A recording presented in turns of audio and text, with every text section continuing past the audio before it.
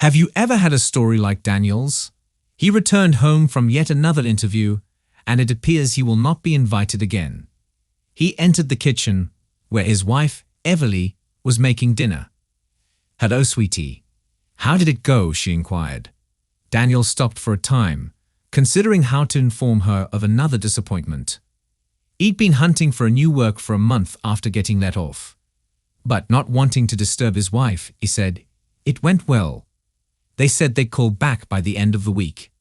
"Everly, I noticed a job opening at your organization yesterday.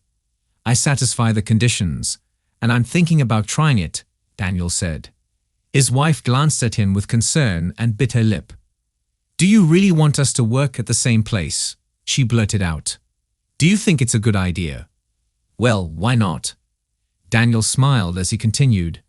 "We'll have the same schedule, leave home together, and take the same route home. Finally, we'll be able to take our vacation at the same time." "Well, only if it's possible," Everly said, frowning and returning to the stove. Daniel didn't understand her attitude, but he'd already chosen to submit his resume. There had been enough rejections. It was time to go to work. A week later, Daniel received an invitation to the first interview, which he comfortably passed. The second stage proved more difficult, but he surpassed his opponents. Finally, he obtained the anticipated invitation to a respectable position in a branch of a major corporation. He wanted to celebrate the occasion with Everly, so he got a cake and champagne and went home. His wife had just returned from work. "Everly hired me," Daniel remarked gleefully as he pulled out the snacks and set them on the table. "Oh, congratulations," his wife remarked with a little false excitement. Daniel quickly observed her response. "Everly, what has happened? Why are you upset?" Everly sighed heavily and expressed her fears. She was scared that if they saw each other all the time, they would start squabbling, grow bored, and have nothing to speak about. Furthermore, when their co-workers learned they were married, they would make foolish jokes and talk. She explained that her buddy had been in the same scenario as her spouse and was distraught. Daniel embraced his wife to calm her down. "They wouldn't be so concerned if it made you feel better. Let's beg management not to promote our wedding.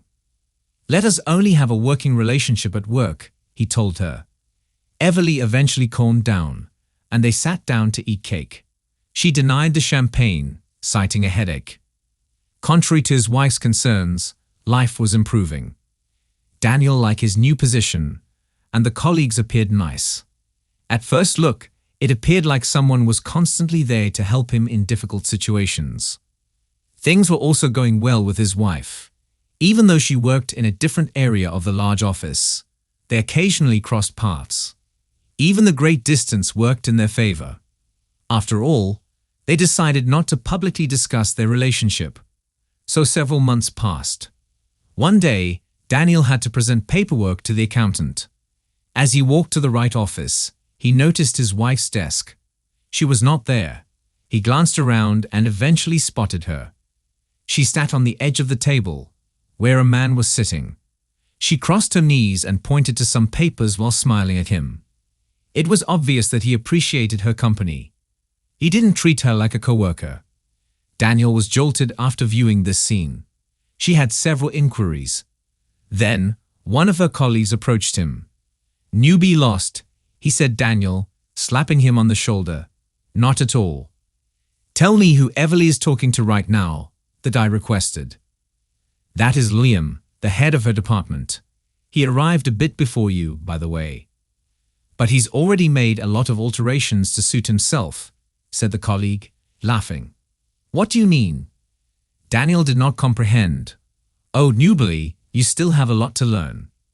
But it's preferable to do it in an informal situation," the man said, returning to his desk. Daniel felt uneasy.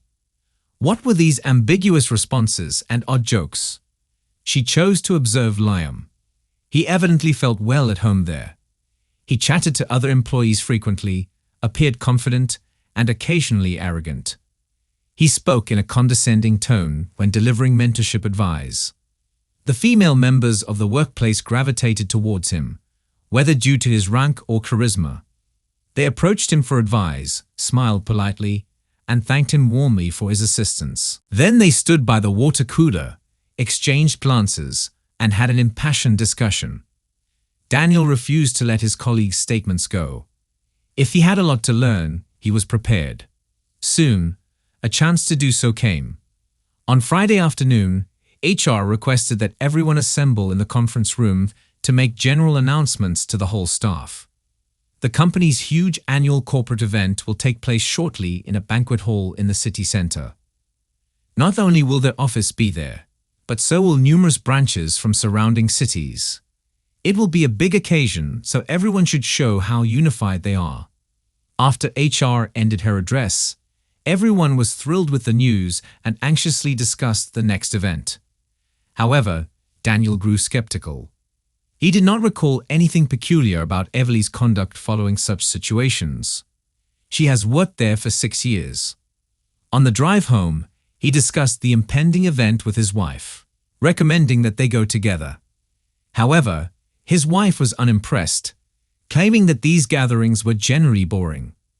Daniel thought this weird because she had always prepared meticulously for the company function and arrived in a cheerful mood. Something felt fishy, so he decided to explore. He had a strategy in mind. On the day of the business party, the wife was not in the mood.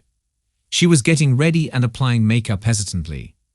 Everly's spouse observed the shift in her conduct and began to play along. He feigned to have consumed bad food and was having stomach discomfort and nausea. His wife got some medications from the medical cabinet and handed them to him. "Everly, it's probably not meant to be that I join you today. I'll lie down at home while you go to the party." "You won't die from boredom without me," he said, attempting to grin.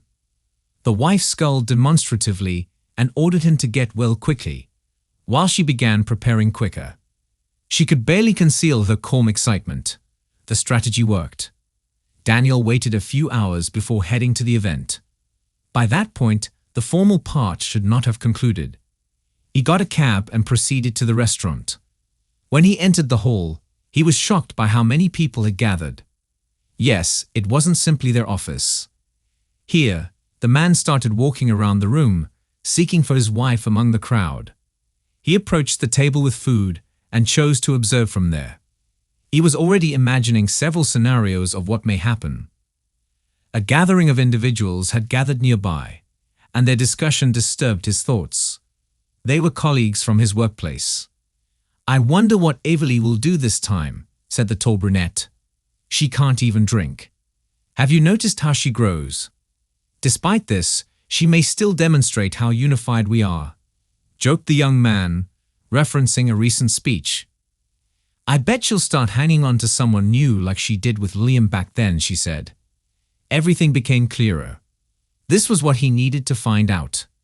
Daniel was starting to boil. He had to be more alert and glance around attentively to confirm his colleague's remarks. He quickly saw everything for himself. Everly was dancing with her employer, Liam, and she was obviously not bored. Then they sat down at a table and toasted one another. The guy leaned forward, whispering something into Everly's ear. She grinned and nodded. There was no surprise or discomfort in their meeting, showing that their connection was more than simply business. Liam drank his drink in one go, grabbed Everly's hand, and led her out of the hallway. Daniel eagerly followed them. The pair strolled down the corridor and headed towards the far door. After a time, Daniel stormed into the room. It was just as the colleagues had said. Daniel's wife was on the table, and her dress lay at her lover's feet. Daniel raced towards the arrogant Liam, disregarding all niceties and any penalties, and hit him in the face with all his power. Liam, who appeared to have never experienced such a rapid hit before, made no move to defend himself. He slumped on the floor and started crawling away from the irate man. Daniel turned to face his wife, who was terrified by her lover. "How long has this been going on?" he said. His wife began weeping and was unable to speak. "Don't touch her, Liam," he said, wiping the blood from his sleeve before standing up. "What do you think you're doing?" The guy was going to attack Daniel, but he blocked the punch. "She's my wife, your dog." "Back off if you don't want more," Liam said, his expression filled with terror. Apparently, he was unaware that his co-worker was married. Or more likely, he was unaware that her spouse now works for them. Everly did not return home that night, and her friends arrived the next morning to collect her belongings. She was too humiliated to confront her spouse. She didn't even bother to apologize, knowing it was pointless. Daniel could never forgive such dishonesty. They finally divorced, and Daniel withdrew from the firm on his own terms. He didn't want to deal with those unscrupulous individuals anymore. He obtained a position at another business, where the environment was considerably more pleasant. However, he now avoids workplace gatherings. Thank you for listening to the story to the end, and if you like it, please support us with a like as well as subscribe to our channel. Write in the comments what you think about the story.